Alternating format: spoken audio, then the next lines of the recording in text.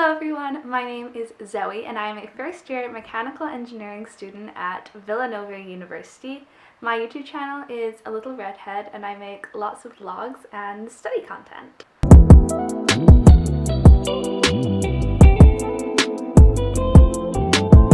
While I love school and learning, I have another hobby that I really love and I'm going to share all about that with you today. This is a complete beginner's guide to ballet.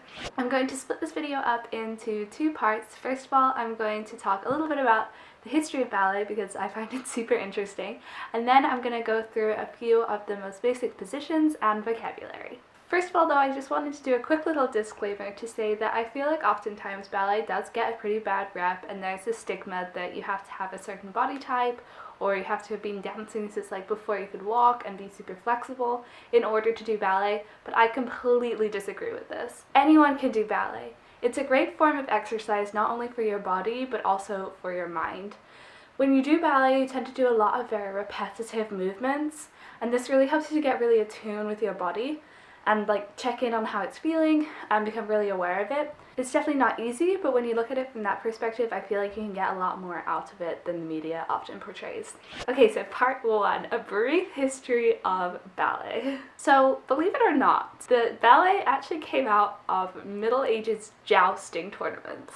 So during these tournaments, they would rehearse these very dramatic scenes and they'd choreograph it, so it's almost like a horse ballet, you may say. This idea of like choreographing and like these elaborate movements became very popular and it led to court ballet. What is regarded as the first ballet is, hold on, let me see, Le Ballet Comique de la Reine, and it took place in 1581 in France. It lasted over 6 hours and included dance, music, and singing, as well as storytelling. Definitely not the thing that you think about whenever you think of a ballet today. It was danced pretty much only by royals at court. Louis XIV of France actually codified ballet and created a professional school of dance, which eventually was the pre-runner to the Paris Opera Ballet. Under his guidance, his team came up with the Ballet Comédie, which was the pre-runner to the Ballet Opera, which is basically the pre-runner of all modern ballets.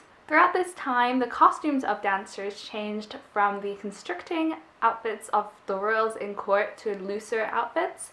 Around the mid-1700s, Marie Salle of France actually got rid of the heels on her heels so that she could dance flat, as well as shortened her skirts to give the dancer better appearance, which is quite the scandal. The Romantic era changed ballet dramatically. New ballets such as Giselle and Les Sulfites, which are still performed today, came about, and they reflected not only the conflict between the male and the female, but also between the body and the soul. For example, Giselle is about a girl who got her heart broken and died, and then she came back as a spirit and forgave the man who broke her heart and also saved him from death. These ballets came with the introduction of the romantic tutu, which is like a longer tutu. It gave a very magical look to them, and also added to this magical look was the introduction of the pointu. The pointu is essential to the professional ballerina as it gives them the ability to appear to hover off the ground and is a staple of all professional dancers today. One thing that I always find very interesting to note, especially at the time the ballet was growing, it was not a time when women were often respected more than men. However, ballet kind of went against those social norms because in ballet, against traditional ideas that women are there to serve men, the men are there to serve the women. Now don't get me wrong, male dancers are incredible, you can't do ballets without them, but I always find this interesting to note that it is kind of a different flip-flop of the traditional way that things are viewed. From this point on, ballet grew around the world and separated into about 6 main schools of ballet.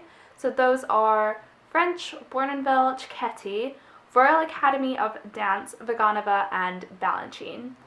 Each of these styles vary in terminology and style, but they all share many of the same core tenets of ballet. So now let's move on and I will show you some basic vocabulary and positions. First of all, we're going to go through the 5 positions of the feet, and there are actually 6 of them. So this is sixth position. It's usually the warm-up position. Next you have first position, where your heels are touching and you are turned out. Then you have second position, where you open so that your heels are aligned with your hips. Then you have third position, where the heel of your front foot is placed in the arch of your back foot. Then fourth position, your toes are aligned, but they are spread out. And finally, you have good old fifth position, when your heel of your front foot is touching at the toe of your back foot. In each of these positions, the most important thing, except for sixth position of course, is your turnout. So whenever you turn out, you're actually turning out from your inner thighs, not from your knees or your feet. The first movement that I'm going to talk about is called a plie, which means to fold or bend. This is usually the first real exercise that you do at barre at the beginning of a ballet class. You want to make sure that you're turning out your legs from your inner thighs, not from your knees. You don't tuck your pelvis under you, but you want it aligned, so you think of straightening out your back. You also don't want to roll your ankles in as you plie, which I know I'm bad at that, and mine do tend to roll in quite a lot. And then for a demi-plie, which is a half plie, your heels always stay on the ground.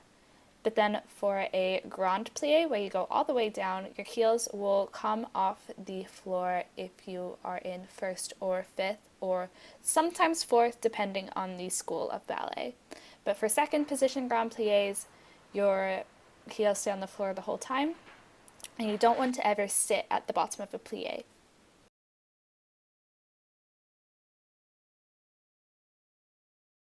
Next, we have a releve, which means raised. During a releve, you want to keep your knees super straight, but hold your turnout. So when you do this, you want to think about balancing on the second toe. You go up on releve in basically every position ever.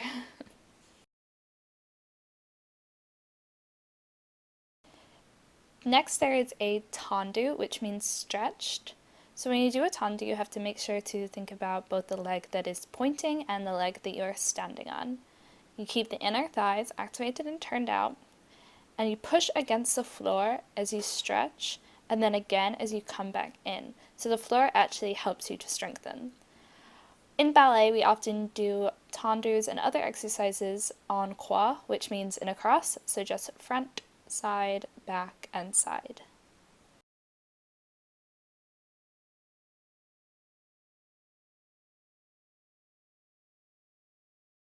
Finally, I'm going to talk about a développé, which means to develop, and there are 4 positions that you have to go through. So first of all, you go through coup de pied, where your toe is at your ankle, always pointing. Whenever your toes are not on the floor, they are almost always pointing. After the coup de pied, you bring it up to passe, where your toe should rest in your knee, but don't think about resting it on the leg, think about pulling up your thigh. Then you bring it out to attitude, which is where you take your foot away from the leg and start to straighten while turning out your leg. And finally, you extend to turning out the leg and holding it up. And you can do a développé at different heights. We often do them at 90 degrees or higher, but you also do them at 45 degrees. I personally like développé to the back the most, because then you go into an arabesque, which in my opinion is like the quintessential ballet move and my favorite position. This has been my ultimate beginner's guide to ballet. I hope you enjoyed this video. If you did, then make sure to let me know. And if you want to see anything else like this, then also let me know, because I love talking about ballet. Like, I could talk about it for hours. Also, if you are interested, there are so many online ballet classes right now, ranging anywhere from absolute beginner to like professionally advanced. So if you are interested, then make sure to check some out, and you can reach out to me if you want to find any recommendations, because there's a ton of really good ones out right now. I hope you enjoyed this video and found it useful. Keep learning and have a great day. Bye!